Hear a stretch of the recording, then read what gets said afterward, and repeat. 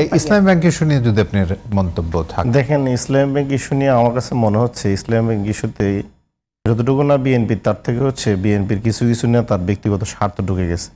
কিভাবে আসালমের লুট করা টাকাগুলো তারা ভোগ দখল করবে, এখন হচ্ছে এই পায়ে তারা চলছে। আপনি জানেন বিএনপির যে স্থায়ী কমিটির সদস্য বর্তমান স্বরাষ্ট্রমন্ত্রী, উনি দল থেকে সুকুস পর্যন্ত খেয়েছেন ইসলামী ব্যাংকের যে লুটপাট আসালমের গাড়ি এটার ব্যাখ্যা অবশ্য দিয়েছেন। তো এখন দেখেন, আমার কথা হচ্ছে শেখ হাসিনা যদি 2017 সালে ইসলামী ব্যাংকটা আসালমের মাধ্যমে দখল করায়, ডিজিএফআই এনএসআই থেকে শুরু করে সকলকে দিয়ে, এটা তো দিবালোকের মতো স্পষ্ট।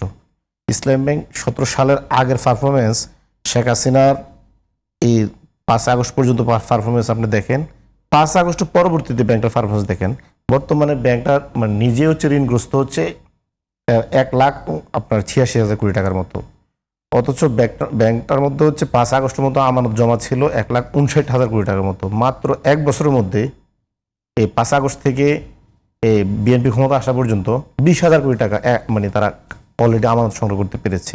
তার মানে আমাদের কি এখানে মানে জিনিসটি স্পষ্ট হয়, যারা ইসলাম ব্যাংকটা গড়ে তুলেছে, জামাতের লোকেরা ইসলাম ব্যাংকের বিষয়ে শ্রম দিয়েছে, এখানে অনেক চিন্তা দিয়েছে, এটা নিশ্চিত। কিন্তু জামাত তো এখানে পুরোপুরি ইনভেস্টর না, 70% ইনভেস্টর হচ্ছে আমাদের বাইরের প্রতিষ্ঠিত অনেক আর্থিক প্রতিষ্ঠান, বিশেষ করে আপনার দুবাই ইসলামী ব্যাংক, তারপর হচ্ছে বাহরাইন ইসলামী ব্যাংক, কাতারের ফাইন্যান্স হাউস, তার হচ্ছে এডিপির মানে ইসলামী উন্নয়ন ব্যাংক, যেটা এরকম 6টা বাইরের প্রতিষ্ঠান, তারা 70% এটার মালিকানা ছিল, বন্দুকের মুখে তাদেরকে বের করে দিয়েছে দেশ থেকে।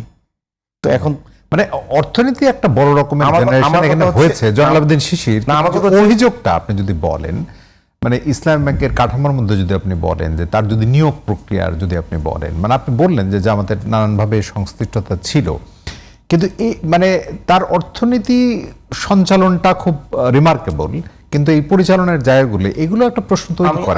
আমি ব্যক্তিগত বা এই যে অভিযোগটা, না, আমি মনে করি কেউ যদি দেশের বাইরে থেকে কোনো আর্থিক প্রতিষ্ঠানের মাধ্যমে দেশে ব্যবসা প্রতিষ্ঠান গড়ে তোলে, দেশে মানুষ কর্মসংস্থান সৃষ্টি করে, মানুষের ঋণ প্রাপ্যতা সহজলভ্য করে, সে তো এটা প্রশংসা পাওয়ার যোগ্য এবং দাবিদার।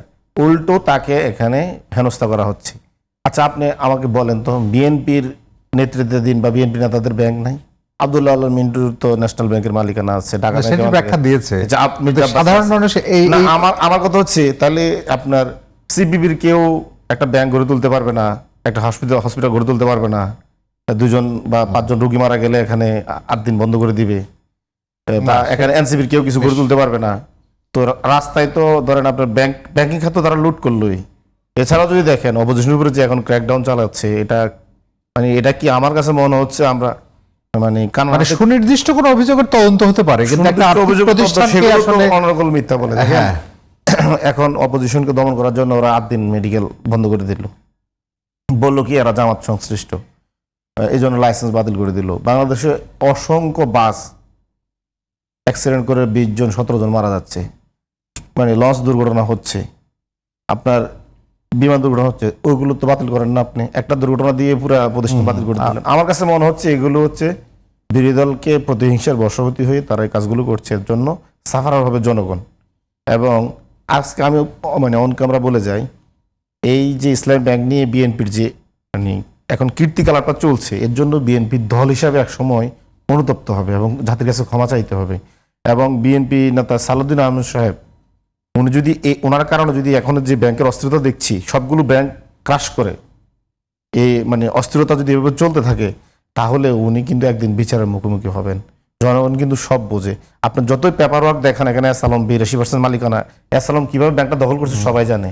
আপনি যদি এসালমের এই পেপার ওয়ার্ক মালিকানাকে যদি আপনি বৈধ মনে করেন, শেখ হাসিনার ওই দখলটাকে এসালমের মাধ্যমে যেটা করলো, তাহলে এরকম পেপার ওয়ার্কে শেখ হাসিনাও কিন্তু 3টা ইলেকশন করেছে, সেটাকে আপনি অবৈধ মনে করতেছেন। যে তার এই পেপার ওয়ার্ক ইলেকশন, বা সে যে বলছে গ্যাজেট অনুযায়ী সে 41% ভোট পাইছে, 70% ভোট পাইছে, সম্পূর্ণ সুষ্ঠু নির্বাচন হয়েছে, সেগুলো আবার আপনি মানে মনে করেন অবৈধ। কিন্তু সে যখন এসালমের দিয়ে ব্যাংক দখল করায়, সেটাকে সে বৈধ মনে করেন, এখানে আবার আইন বৈধ হয়ে যায়। তো আমার কাছে মনে হচ্ছে বিএনপি মানে ওরা যা বলতেছে একদম নিজের সর্বরোধী আচরণ করতেছে। ইসলাম ব্যাংক আমার কাছে একটাই সমাধান, যে বাইরের মানে আর্থিক প্রতিষ্ঠানগুলো 6টি প্রতিষ্ঠান, মিডল ইস্ট বিশেষ করে, তাদেরকে ডেকে এনে তাদেরকে মালিকানাটা আবার বুঝিয়ে দেওয়া উচিত, তাদের হাতে ব্যাংকটা নিরাপদ।